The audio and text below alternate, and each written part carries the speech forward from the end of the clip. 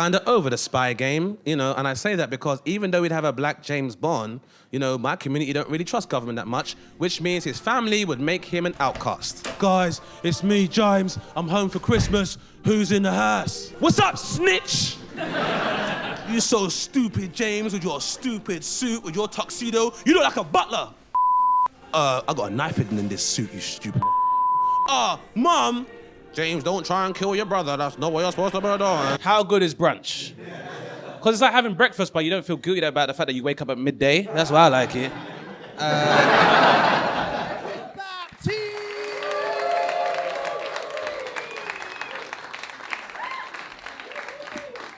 Thank you very much, ladies and gentlemen. How you guys? Are you well? Yep.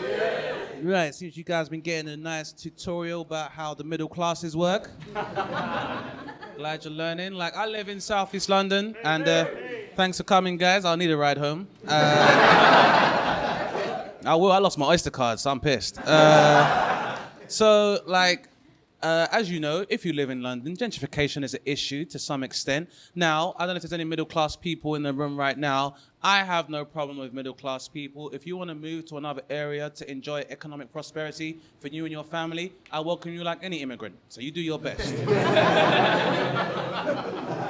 And I'm taking the time to learn a lot more about middle-class people. Like, for example, did you guys know they have a type of clothing they like to wear, which they refer to as vintage? You'll know it as second-hand, but they have different names for things.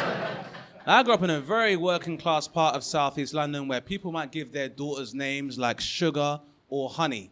Middle-class people do the same thing, and it's a bit more specific, so their kids will be called Manuka and Demerara. You know, learning all the time. Very recently, I was introduced to a new meal middle-class people enjoy, referred to as brunch. Has anybody here had brunch? How good is brunch? Because it's like having breakfast, but you don't feel guilty about the fact that you wake up at midday. That's why I like it. Brunch is pretty good. And while I was at brunch, I was introduced to a delectable new dish called smashed avocado. Has anybody here tried smashed avocado? How good is smashed avocado? Yeah, it used to be called guacamole back when Latin people made it, but it's a good dish. It's a good dish.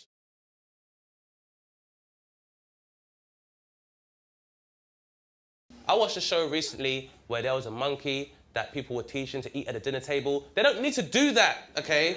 If you could peel a banana with your foot, you don't need anyone to teach you how to eat at a table. It's ridiculous, man. Monkeys have their own system. Besides, why do you need to teach a monkey table manners for? No one's gonna come to your house and be like, well, the salad was delicious, but that monkey clearly doesn't know how to use that fork. They're gonna be like, holy shit, there's a monkey at the table. This is Michael Jackson's house? It's amazing.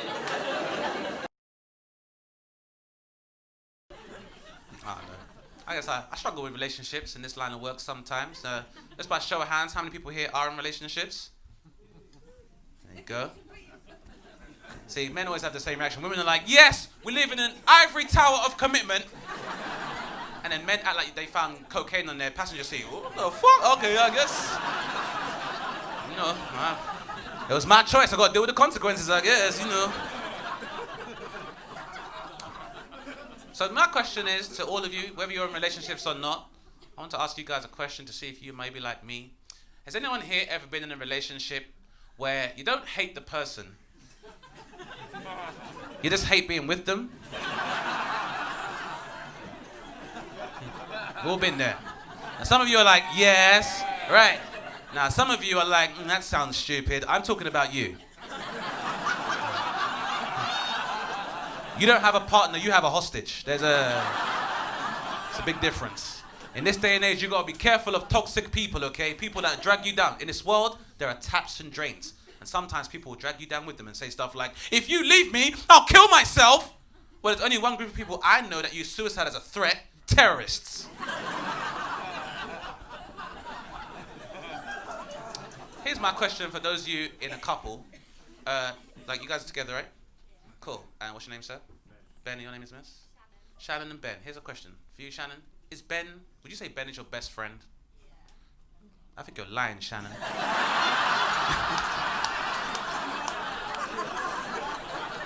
But maybe he is your best friend. Ben, is Shannon your best friend? Yeah? You guys all heard the bile in his throat when he was like...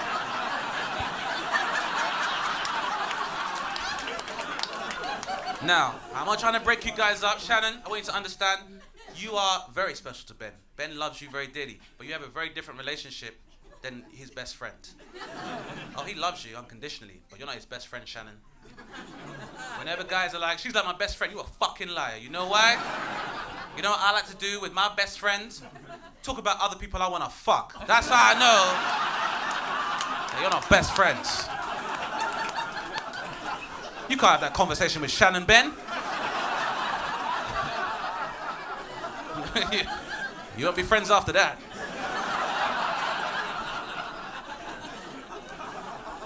I mean, I say all this, but it's a thing, man. At the same time, Ben, I'm very much like you. If you care about someone, you love them, you can't even look them in the eye and tell them something negative. It's very tough. I find it very tough to look into somebody's eyes and tell them, I don't love them, I don't want to be with them anymore. It's a tough conversation. Breaking up is hard to do. There's a lot of admin involved.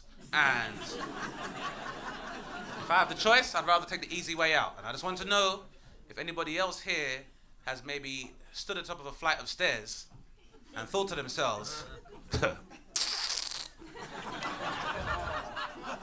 man, if I fell down these stairs correctly and hit my head in the right way, I'll lose my memory like in that Notebook film.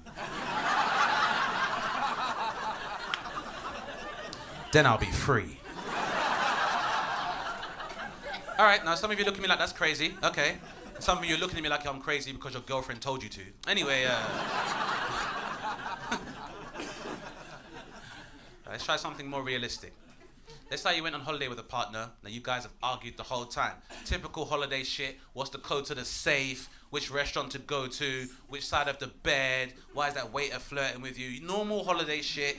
Now you're in an airport departure lounge on the way home and your partner's gone to duty free to maybe browse. Maybe like me, you might think to yourself, man, if they found enough weed in my suitcase for me to be detained but not imprisoned,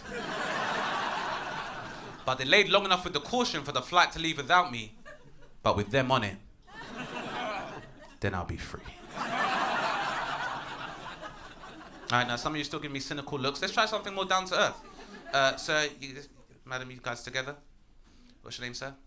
Steve, you like steak? Yeah. How you like your steak, Steve? Medium rare. All right, let's try a scenario. Hypothetical, doesn't include you, madam, because I know Steve loves you.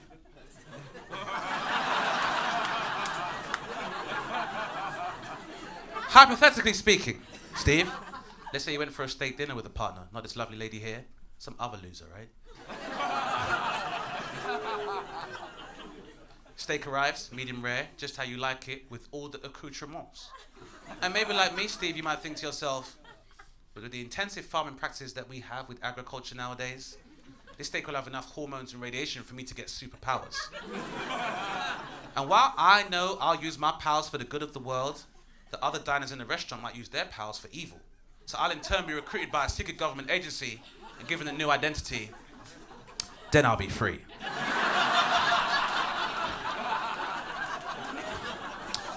Now I noticed as I was saying that, someone was like, what the fuck? And I get that a lot. And I imagine your face, and I can tell by that face is saying, I have a suggestion for you. How about being an adult and addressing your commitment issues? Instead of coming up with all those crazy ideas for comedic effect, which is a fair thing to say, but to be honest, you sound just like that bitch. So why don't you just back off and give me a break? Now, miss, what's your name? Olivia, I want you to know, you definitely are not a bitch by any stretch of the imagination. Right? Definitely not. Definitely not. Even now, when your eyes are trying to set me on fire, I know that you're not a bitch. And Olivia and everybody else here, if it makes you feel better, I spoke to my ex about that joke. Because it's an edgy joke, right? And she said, Dane, are you still so immature and bitter? You'd use my name for your little comedy jokes. And I said, all right, hands up. I was in a bad place when I wrote that joke. And she said, oh, really? And I said, yes. Between your legs, never call me again.